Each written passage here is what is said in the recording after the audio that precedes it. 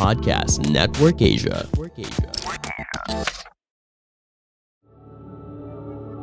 This episode may include topics, references, or discussions around sexual assault, domestic violence, stalking, physical violence, or subject matters that may be disturbing to some of our listeners. We do acknowledge that this content may be difficult. We also encourage you to care for your safety and well-being.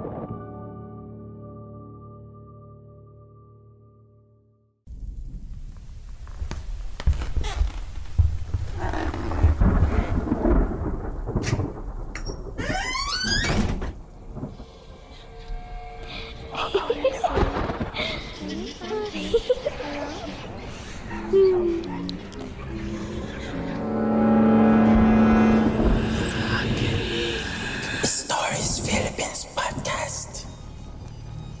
Sir, ngayon ko lang po ito nakita. Tuklap na pala. Itinuro ni Jerome ang tiles na natuklap na inireport niya sa kanyang manager na si Alan.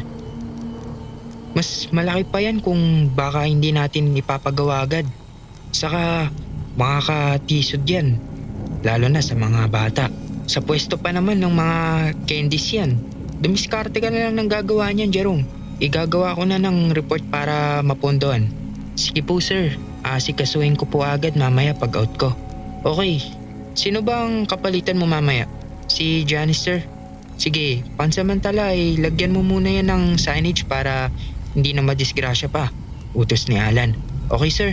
Manager ng 24/7 grocery store na yun si Alan. Dahil sa advantageous ang pwesto nito na mismong itinayo sa bayan at nasa tabi ng isang TODA terminal. Malakas at walang tigil halos sa buong araw at magdamag ang labas-pasok ng kanilang mga parokyano. Bukod pa rito, nakadagdag pa sa dami ng kanilang customer na may mga basketball court at multipurpose hall sa tapat ng grocery store na lagi ding puno ng mga tao sa iba't ibang event na ginagawa doon. Pagsapit ng 6 o'clock AM ay off na si Alan. May kasamaan siyang umaaktong manager hanggang 6 o'clock PM. Sa gabi hanggang umaga ay si Alan na uli ang store manager doon. Ganun ang kalakalan ng may-ari sa kanyang mga empleyado. 2 shift ang 6 na empleyado ng store. Tig-3 ang staff ng kada shift. Medyo mahirap para kay Alan pero dahil sa maganda naman ng pasweldo, tinitiaganan niya. Bukod pa rito, binata naman siya at sarili niya ang oras. Naiintindihan din naman ng kanyang pamilya ang kanyang trabaho. Enjoy siya rito at maayos ang sweldo. Sukli niyo po ma'am. Thank you po. At sa kanya nginitian ng customer na sinuklian din siya ng matamis na ngiti. Sinundan pa ng tingin ni Alan ng magandang customer na papalabas na ng pinto. Evening shift na niya hanggang graveyard shift para sa araw na iyon. Napatingin siya sa pinagmulan ng tunog. Nang makita niya kung ano ang pinagmumulan ng tunog ay napailing siya. Ay, narito na naman ang makulit na mamang ito. Ilang hakbang lang ang layo sa haliging salamin na iyon mula sa kanyang kinatatayuan sa cashier. Sa labas sa mismong tapat ng salamin ay may isang taong grasa na tila ba pinagkakaaliwang takutin ng hawak na matigas na bagay ang salamin. Gumagawa yun ng nakakainis na ingay para kay Alan. Pagkalapit niya ay sumenyas siya ng kamay na tila tinataboy ang lalaki. Hindi siya pinansin ng lalaki. Sige pa rin ito sa katok nito sa salamin. Hindi iyon ang unang pagkakataon na nakita ni Alan ang lalaking iyon sa tabi ng store. Sa katunayan, tuwing gabi ay naroon iyon at tila inaaliw ang sarili sa ginagawang pagkatok sa salamin ng grocery store. Batid niya, may kakulangan sa pag-iisip ang lalaki. Nang hindi pa rin umaalis ang lalaki sa ginagawa niyang pagsaway, napilitan siyang lumabas ng grocery store at nilapitan ng lalaki. Itigil mo na yan! Uy! Matigas at malakas niyang sabi sa lalaki. Pero hindi siya pinansin ng lalaki. Nagtuloy ito sa ginagawa. Sunod ay pumadyak siya ng malakas at saka pumalakpak. Hindi kasi siya makaisip ng tamang gawin para umalis ang lalaki. Pero sa pagtataka niya, bigla itong tumigil. Tumingin ito sa kanya at saka walang kabog-abog na umalis. Napailing muli siya. Natatawa sa sarili, hindi sa lalaking ngayon. Sa katunayan, naawa siya sa mga ganong tao. Sa taong pinabayaan at inabandona ng kanilang mga sariling pamilya. Napailing na lang siya at bumalik sa loob ng store. 2:00 ng madaling araw sa mga oras na yun ay halos wala silang customer. May mangilan-ngilan na bumibili sa store pero marami ang sandali na wala. Napatingin siya sa pumasok na lalaking nakasuot ng jacket na itim. Nakalagay pa sa ulo ang hood nito. "Good morning po, sir." Bate niya nang lumapit ito sa cashier. "Hold up to! Huwag kang sisigaw at kikilos ng masama. Tutuluyan kita!" Nanlaki ang kanyang mga mata. Noon lang siya natutukan ng baril sa tanang buhay niya. O kahit pa makakita man lang ng malapitang baril ay noon lang nangyari sa kanya. "Ang pera! Bilisan mo!" Oo sir. Huwag niyo lang po ako sasaktan." Pagmamakaawa niya sa lalaki. Binuksan niya ang cashier. Ang dalawang kasama niya ng oras na yun ay nagpaalam sa kanya para mag-break. Siya lang ang nag-iisa sa loob ng store. Nanginginig ang kanyang mga kamay na kinuha isa-isa ang laman ng kahadiyero. "Bilisan mo! Ito! Amina! Halos silain ng lalaki pati kamay niya sa pagkuha ng inabot niyang pera. "Hindi!" Kitang-kita niya na laki ang mga mata ng lalaking nang-hold up sa store. Nakatoon at tila natatakot ang atensyon nito sa isang bahagi ng store. Hindi siya maaaring magkamali at nakita rin mismo ng kanyang mga mata ang kinatatakutan ng lalaki. Ang lalaking may kakulangan sa pag-iisip ay nasa loob ng store. Umalingaw-ngaw ng malakas na tunog. Halos maiga siya sa sahig sa biglang pagkubli. Ilang segundo pa ay dinig niya ang pagtakas ng salarin. Kasunod nun ang ingay sa labas ng store. Marahan siyang tumayo mula sa pagkukubli at inapuhap ng tingin ng lalaking gusgusin. Kung saan niya ito nakitang binaril ng tumakas na lalaki.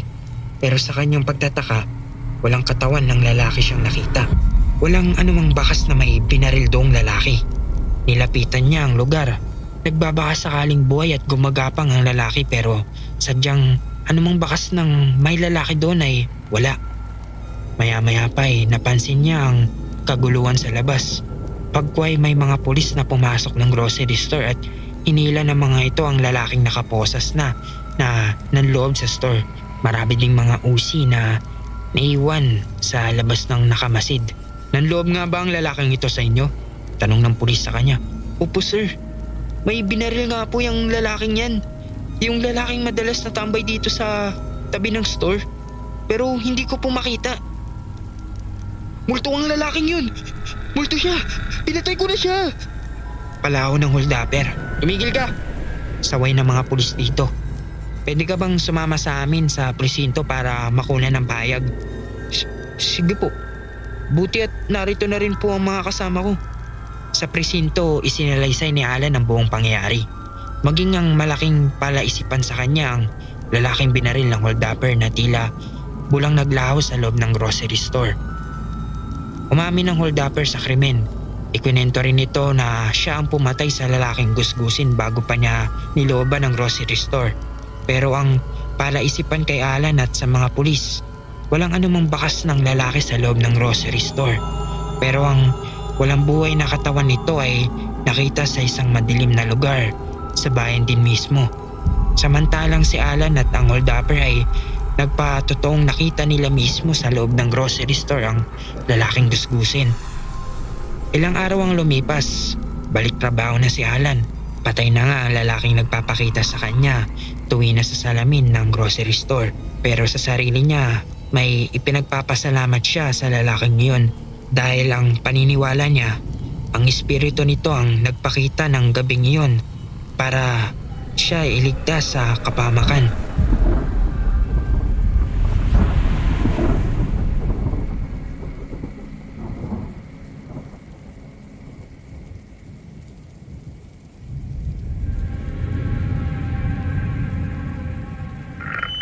Copy. Salamat, Mang Ray. Okay, ingat, Gary. Iyon ang dispatch ko para sa isang passenger na aking ipinipick up sa Quezon City. Patungong Barangay San Roque sa Pasig ang pasahero. Timing ang tawag na iyon dahil nasa vicinity lamang ako ng pasaherong nangangailangan ng serbisyong aming ipinagkakaloob. Kabababa nga lamang ng isa ko pang pasahero na ihinatid ko sa lugar na iyon. Siyam na taon na rin akong driver ng Nido Taxi na pagmamay-ari ng isang matandang babae na nakatira sa Maynila. May 30 siyang unit ng taxi na ang ruta ay from Manila at any point ng NCR or National Capital Region. Kung minsan, nagmamaneho din kami ng malalaking probinsya pero iyon ay mga special cases na iniareglo na ng mga dispatcher namin. Isa yun sa nakita kong advantage ng may dispatch sa ganitong trabaho. Hindi mahirap humanap ng pasahero at ang aming mga taxi hindi pinangingilagan ng aming mga customer. Dahil sa aming dispatch system, bukod sa nagtitiwala ang mga pasahero, madali kasing magreklamo ang mga pasahero kung may mga pasaway na driver na nagmamaneho sa aming mga taxi unit. Tulad nga ngayong gabi, kahit papaano ay may security kaming mga driver ng taxi dahil ang customer na nangangailangan ng aming serbisyo ay may identification o ilang personal na detalyeng binigay sa aming dispatcher. Sa kabilang banda, tulad ng sinabi ko kanina, sino mang pasaway na kasamaan kong driver ay maaaring isumbong sa aming kumpanya at it works both ways. Dahil malapit lamang ako sa address na binigay ng dispatcher ay ilang minuto lamang ay natagpuan ko na ang aking pangatlong pasahero sa gabing iyon. Isang lalaki yun na halos kaedad ko lamang sa aking tandya. Wala siyang dalang anumang gamit. Sa harap ng taxi siya umupo. "Okay na po tayo, sir?" Tanong ko. Tumango lamang siya. Ilang minuto sa aming biyahe ay napansin kong tahimik na tahimik ang aking sakay. Sa totoo lang, ayoko pa naman ng ganun. Mas enjoy ako sa biyahe na nakakausap ko ang aking pasahero. Pero syempre, hindi naman ako pakialamero. Pinakikiramdaman ko rin ang aking pasahero. Kapag sa tingin ko ay problemado ito o mukhang sadyang malalim ang iniisip, hindi ko na rin kinakausap. Hinahayaan ko ang privacy nila. Ewan, kung bakit sa pagkakataong yun ay hindi ko mapiila ng sarili na kausapin ng pasaherong sakay ng minamaneho kong taxi. "Sir, mawalang galang na po. Malalim po yata ang iniisip nyo." Alanganin kong tanong. Nagkasabay kami ng tingin sa isa't isa. Ngumiti ako pero hindi siya umimik o umiti man lamang. Hindi nagbago ang ekspresyon ng kanyang muka. Malalim pa rin ang kanyang iniisip. Nakagat ko ang aking labi. Napahiya yata ako sa panghihimasok kong iyon sa katahimikan ng aking pasahero. Nanahimik na lamang din ako at muling nag-concentrate sa pagmamaneho. May konting traffic noon sa EDSA kaya medyo mabagal lang ang aming takbo. Maya-maya pa hindi ko inaasahan ang kanyang pagsasalita. "Bakit kaya ganun? Yung pang walang inagad kundi ang mabuti sa kanyang pamilya. Magtrabaho ng maayos sa ibang bansa ang siya pang kinukuha ng Diyos. Marami naman diyang walang direksyon ng buhay, mga problema pa sa lipunan." Nabigla ako sa sinabi niya pero naunawaan kong isang marahil ang malapit sa kanyang pamilya ang namatay. "Ano po ang nangyari?"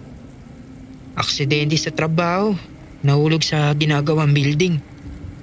Sakit po pala ng pagkamatay." Sinulapan ko ang lalaki. Hindi pa rin siya tumitingin man lang sa akin kahit nag-uusap na kami. Diretso lang ang tingin niya sa kalsada. Mas masakit lalo sa mga naiwan niya. Maliliit pa ang mga anak niyang pinag-aaral. Ang asawa naman niya ay walang trabaho at sa kanya rin umaasa. Ang iba pa niyang mga kapatid. Patuloy na ang kwento ng lalaki. Ang bigat po pala talaga ang sitwasyon. Pero siguro may dahilan kung bakit nangyari ang ganun. Marahil hindi pa natin alam ngayon ang sagot. Pero palagay ko ay may dahilan. Nakita kong iiling-iling ang pasahero ko. Hindi siya marahil naniniwala sa sinabi ko. Pero yun naman ay payak na opinyon ko lamang. Hindi ko halos pinag-isipan ang sinabi ko ngayon. Isang casual na sagot para bigyan lang ng dahilan ng una niyang itinanong sa akin. "Ikaw, ano sa tingin mo ang maibibigay mong dahilan sa nangyaring iyon?" Lumingon sa akin ang lalaki sa pagkakataong iyon. Napatingin din ako sa kanya. Panaag ko ang lungkot sa kanyang muka. Tagos iyon sa aking pagkatao. Naramdaman ko ang bigat na dinadala ng lalaking aking pasahero. Naisip ko tuloy, baka hindi asawa ay isang kapamilya na ang sinasabing namatay dahil sa isang aksidente sa ibang bansa.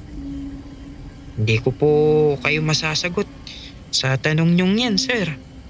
Pero sa opinion ko ho, siguro sa bagay na yan ay mahalaga ang pagtanggap, yung acceptance sa nangyari at sa mag-move on na move on na lang tayo, ganun.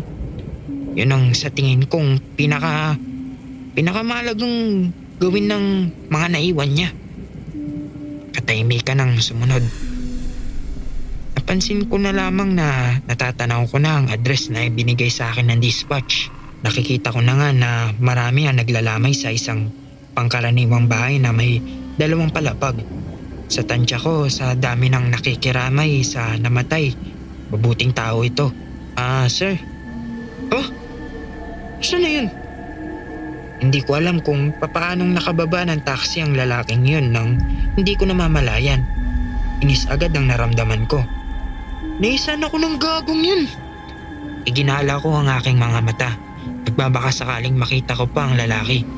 Pero wala na talaga siya. Naglahong parang bula. Laking panghinayang ko sa tinagal-tagal kong driver ng taxi. Ngayon lang ako nalusutan ng ganong isang pasahero. Halos ito na hindi ko talaga naramdaman na wala na pala sa tabi ko. Wala na akong magagawa pa kundi lumisan sa lugar na iyon. One way ang daan. Walang ibang daan ng taxi kundi sa isang lane na hindi inuuko pa ng lamay. Ganun naman talaga kapag lamay ng patay. Kadalasan may lane ng kalsada na isinasara kapag may patay na ang bahay ay sa tabi ng kalsada. Marahan kong pinaandar ang taxi. Bigla ako natigilan at kinabahan nang makita ko ang tarpaulin kung saan naroon ang larawan ng patay na pinaglalamayan. Napantanda ako. Ramdam ko ang kilabot sa buo kong pagkatao. Pinagmasdan kong mabuti ang larawan ng namatay. Hindi ako maaaring magkamali. Siya ang pasahero ko sa taxi. Ang lalaking kausap ko kani-kanina lamang. Wala akong kakilala sa lugar na iyon. Walang dahilan para bumaba pa ako ng taxi at siguraduhin kung siya ang lalaking nasa kabaong. Sapat na ang nakita kong larawan sa tarpaulin. Siya nga iyon. Siya nga. Wala nang iba. Malayo na ako sa lugar na iyon ay ramdam ko pa rin ang kilabot. Halos hindi nga ako makatingin sa aking kanan kung saan nakaupo ang lalaking iyon. Kinilabutan talaga ako. Sagad sa buto ang kilabot. Kung anong dahilan kung bakit siya nagpakita sa akin, hindi ko may paliwanag. Pero sabi ko na nga nang kausap ko pa siya tungkol sa nangyari sa kanya, kailangan natin mag-move on. Tanggapin na lang ang nangyari. At tatanggapin ko na lang ang pangyayaring iyon na sa gabing iyon, ang gabing sumakay sa aking taxi ay isang patay.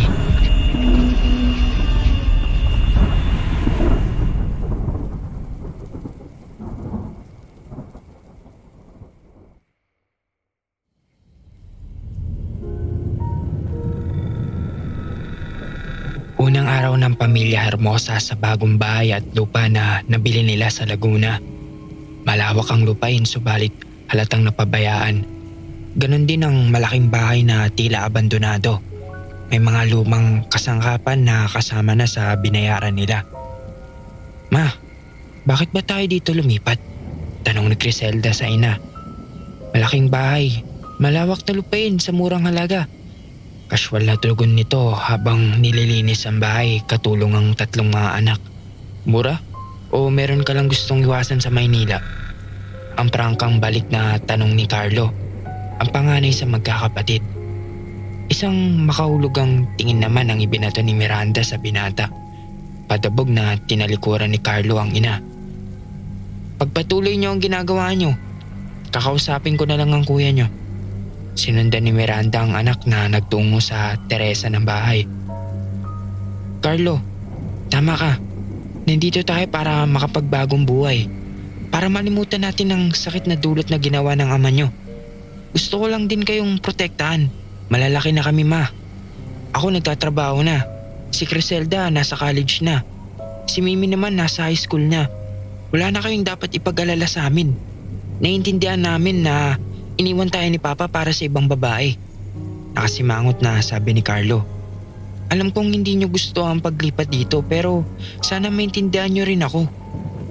Kung ganun, hindi kami ang pinoprotektahan mo, kundi ang sarili mo. Muling tinalikuran ni Carlo ang ina. Pagtalikod ni Carlo ay napatingin si Miranda sa bandang ibaba ng bahay. Nakita niya roon ang isang matandang babae na matamang nakatingala at nakatitig sa kanila. Napakanot ang noon ni Miranda. Bumaba siya sa paikot na hagdanan para lapitan ng matanda pero tila bula ito naglaho sa kanyang paningin. Lumingalinga si Miranda subalit wala siyang nakita kundi ang mga tahimik na pagaspas ng halaman sa paligid ng mahinang ihip ng hangin. Gabi. Kumakain sila ng hapunan. Ma, nag-text sa akin si Papa. Tinatanong kung saan tayo lumipat. Si Mimi. Sinabi mo? Umiling si Mimi. Mabuti naman kung ganun. Masasanay din kayo rito. Sa pasukan, makakilala kayo ng mga bagong kaibigan. Ma, dito mo talaga kami pag-aaralin sa probinsya? Tanong ni Criselda na napasimangot sa sinabi ng ina. Maraming successful na tawa nagbula sa paaralan sa probinsya. Magpasalamat na lang kayo at makakapag-aral pa kayo. Basta ako ma, hindi ako pwedeng lumipat ng trabaho. Maganda na ang trabaho ko sa Maynila. Kaya pagtapos ng lib ko, babalik na ako doon. Makikituloy na lang muna ako kila Tito Arnold. Ikaw ang bahala, basta umuwi ka rito tuwing wala kang pasok. Lingid sa kanila, ang matandang babae ay muli na namang nakatayo sa harap ng bahay nila. Walang imik, tahimik, malungkot ang muka. Lalo na ang mga mata nito, tila may mabigat na dinadala. Tumayo sa hapagkainan si Criselda at naminta na habang nakalukip-kip ang mga kamay. Criselda! Tawag ni Miranda. Pero hindi siya pinansin ng anak ni hindi nga ito nilingon. Sa pagdungaw ni Criselda sa bintana ay napatingin siya sa matandang kanina'y nakatitig sa bahay pero ngayon ay sa kanya na. Nakaramdam ng takot si Criselda. Dahan-dahan siyang napatras palayo sa bintana at pumanik na lang sa kwarto niya. Hindi rin nakatulog si Mimi. Naisip niya ang mga kaibigan sa Maynila na hindi na niya makikita. Ganon din ang secret boyfriend niyang si Ralph. Maging si Carlo ay ayaw dalawin ng antok. Tumayo sa kama si Carlo at tinungo ang kusina. Kumuha ng tubig na may inom mula sa ref. Hindi natighaw ng malamig na tubig ang init na nararamdaman niya kaya naisipan niya nang lumabas ng bahay at magpahangin sa harapan nito. Tumayo siya sa isang lumang upuan sa labas ng bahay at dinama ang ihip ng hangin. Iba talaga ang hangin ng probinsya, sa isip niya. Pumikit siya at nag-inhale subalit sa pag-exhale niya kasabay ng pagdilat ng mga mata ay biglang bumulaga sa harapan niya ang matandang babae. Nanlalaki ang mga matang matalim na nakatitig sa kanya. Ah! Sigaw ni Carlo. Natatarantang nagtatakbo papasok sa loob ng bahay si Carlo. Nakabanggaan pa niya ang mga kapatid at ina na nagising sa lakas ng tili niya. Anong nangyari sa'yo? Tanong ni Miranda sa humihingal na anak.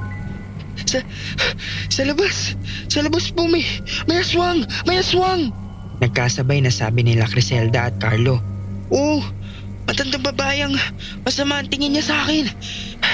Takot na takot pa rin sabi ni Carlo. Lumabas ng bahay si Mimi para tingnan ang sinasabi ng kapatid pero wala siyang nakita. Pumasok ulit siya sa loob ng bahay. Carlo, kung nag-iimbento ka para hindi tayo tumira dito, huwag ka nang umasa na magbabago pa ang isip ni Mama. Matigas at makahulog ang salita ni Mimi. Hindi nag-iimbento si Carlo. Nakita ko rin ang matandang babae na yun kagabi. Pagdunga ko, nagtataka nga ako kung paano siya nakapasok sa gate bakit hindi mo masabi sa akin? Kunot nung tanong ni Criselda. Nananakot nga siya at tingin ko hindi siya pangkaraniwan. Mahinang boses na sagot ni Criselda. Sige na, matulog na kayo. I-check ko ang paligid, sabi ni Miranda. Deep inside, alam ni Miranda ang sinasabi ng mga anak dahil siya mismo ay nakita rin niya ito. Pero ayaw niyang palakin ang takot ng mga ito. Kinabukasan ay nag-usisa si Miranda sa mga kapitbahay. Wala ho kaming kilala na matandang babae na taga rito tulad ng dinidescribe nyo, sabi ng alay na kausap niya sa tindahan. Teka, Ang itsura baka mo ay maliit na matandang babae na kulot ang buhok at maitim.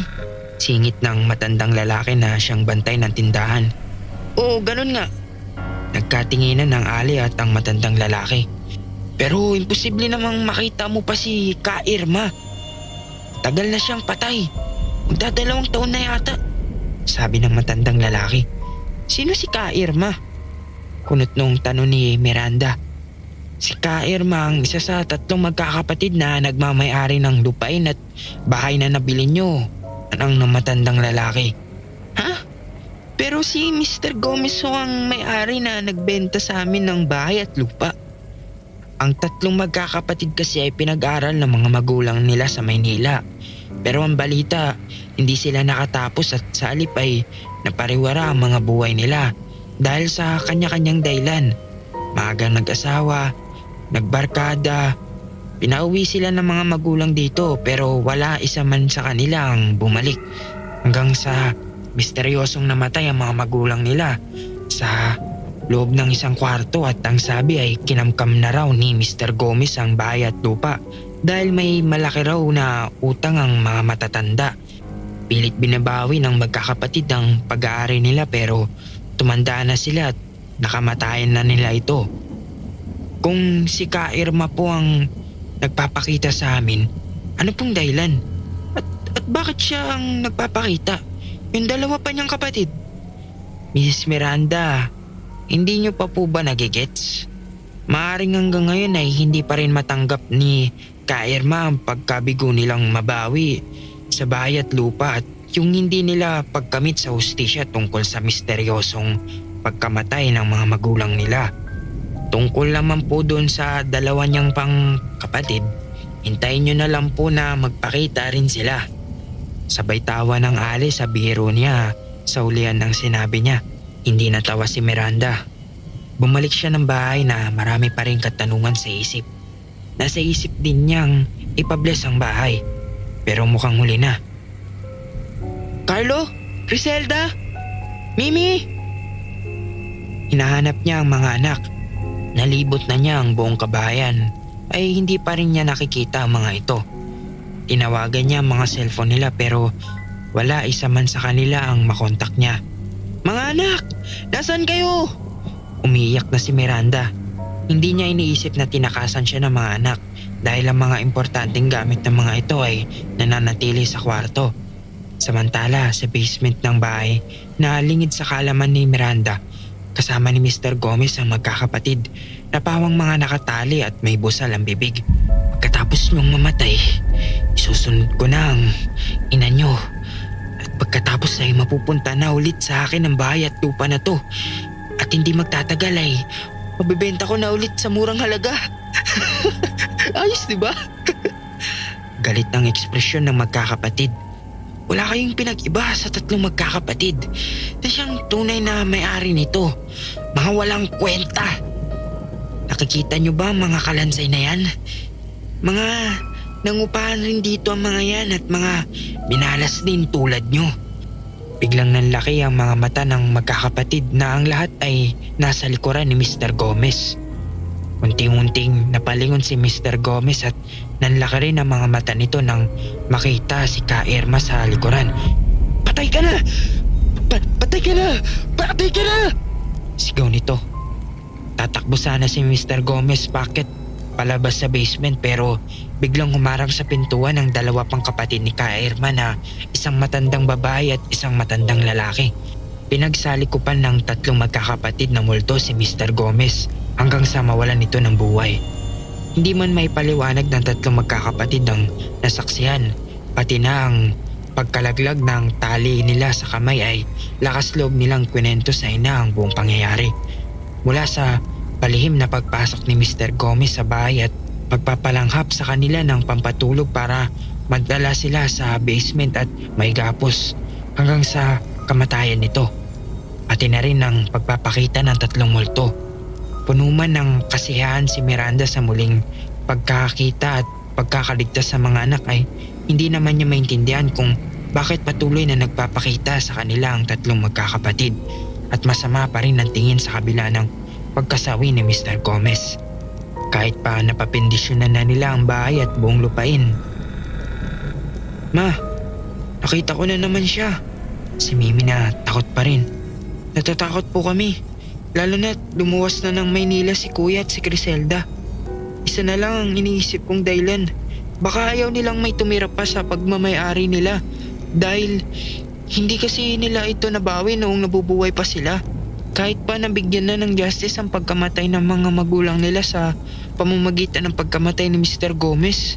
Kung ganun ma, bumalik na tayo sa Maynila. Kit ni Criselda. Nagdesisyon na si Miranda. Iiwanan na nila ang lugar.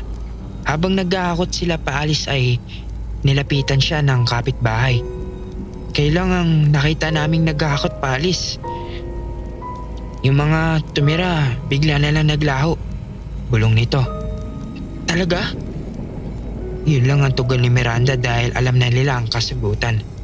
Habang sakay sila ng sasakyan palayo ay nilingon nila ang bahay at kitang-kita nila ang 3 multong magkakapatid na nakatayo sa harapan nito at kumakaway sa kanila. Noon lang natiyak ni Miranda na tama ang hinala niya na nais ng may-ari na magkakapatid na wala nang ibang dapat tumira doon kundi sila lamang na siyang tunay na may-ari. At mula noon ay nananatiling abandonado ang malaking bahay at malaking lupain.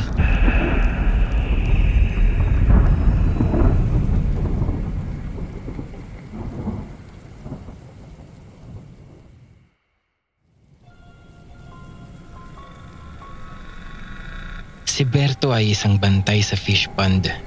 Kasama niya sa binabantayang palaisdaan ang kanyang asawa at anak. May barong-barong silang itinirik sa gitna ng pilapil. Ang bahay ni Berto ay tipikal na bahay probinsyang gawa sa pawid at kawayan. Ang sahig ay gawa sa kawayan. Hindi dikit-dikit ang pagkakagawa kaya nakakalusot ang malamig na hangin. May silong ang bahay. Mataas na pwedeng tumayo ang tao mula sa pilapil. Ang mga pilapil sa fish pond ay malalapad, di gaya ng makikita sa mga palayan o maliit na palaisdaan. Kaya itong daanan ng tricycle. Ganon siya kalaki. Isang gabi, ang anak ni Berto ay iyak ng iyak. Wala naman itong lagnat. Sinubukan nila itong subuan ng bote ng gatas pero umaayaw. Hindi naman gutom. Tiningnan ang lampin pero hindi naman marumi. Hindi rin basa. Palatandaang hindi naman umihi. Ito ang mga rason kung bakit asiwa ang bata.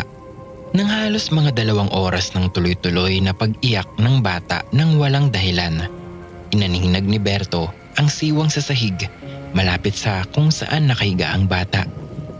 Napansin nito na parang may gumagalaw na itim na bagay sa ilalim.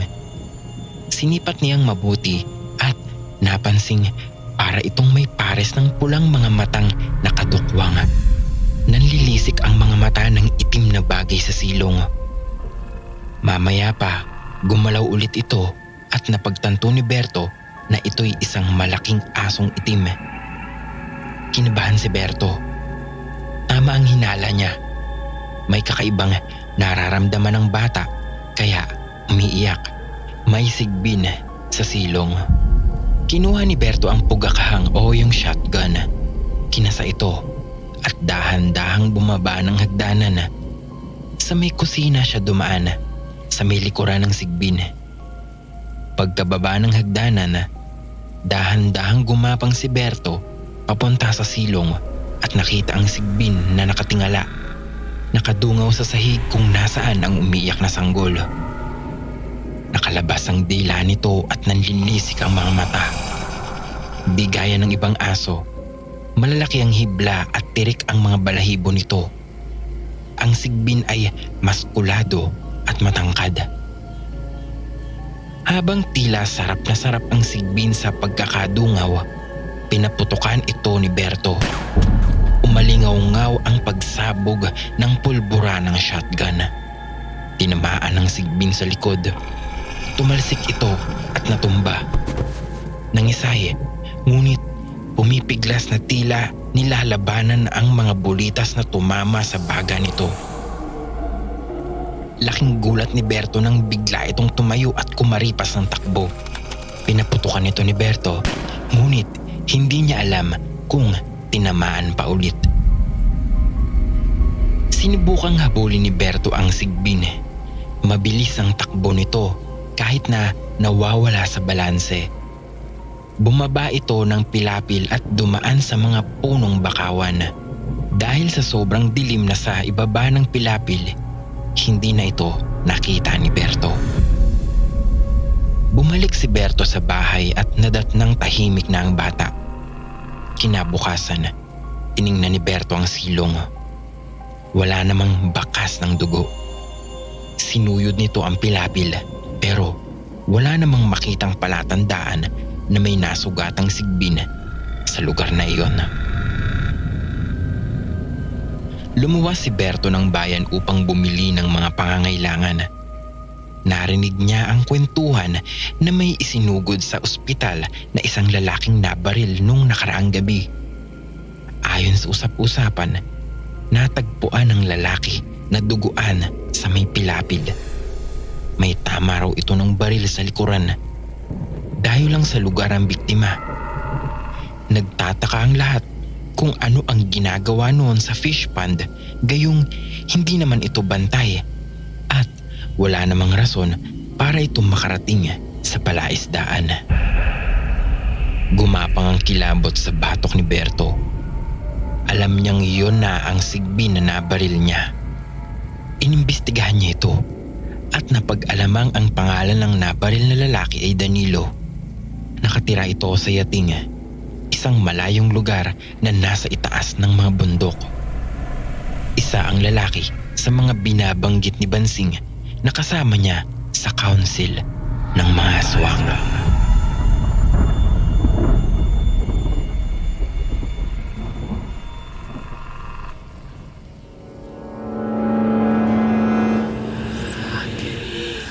Stories Philippines Podcast. The views and opinions expressed by the podcast creators, hosts, and guests do not necessarily reflect the official policy and position of Podcast Network Asia, the hosts of the program, or other programs of the network. Any content provided by the people on the podcast are of their own opinion and are not intended to malign any religion, ethnic group, club, organization, company, individual, or anyone or anything.